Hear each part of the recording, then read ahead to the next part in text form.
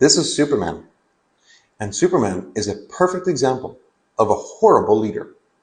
Now, one of the reasons that he's a horrible leader is that he has unreachable standards.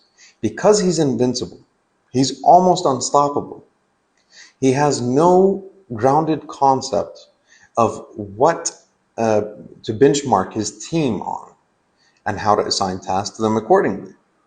The second thing would be his lack of vulnerability, right? Because his whole thing is being strong and unstoppable, you can't really be vulnerable. And if you know anything about good leadership, you need to be able to express your fears and concerns and address them with your team, because involving them in the decision-making process is an important part of proper leadership. Now, the next thing would be the over-reliance on an individual. Now, Superman tends to take things completely on his own and solves problems on his own. Now, this kind of behavior leaves very little space for individual skill development of the Justice League, and effectively making them more and more dependent on him and less confident in themselves. Now, the next one would be the difficulty in delegating. Because he's so self-sufficient and capable of stopping virtually any kind of evil, Mr. Superman, or Clark Kent, often takes things upon himself and does not care to assign tasks to anyone.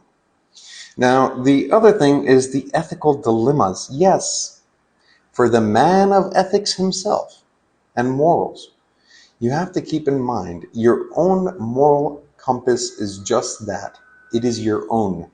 And to assume that everybody else has the same moral compass is flawed leadership.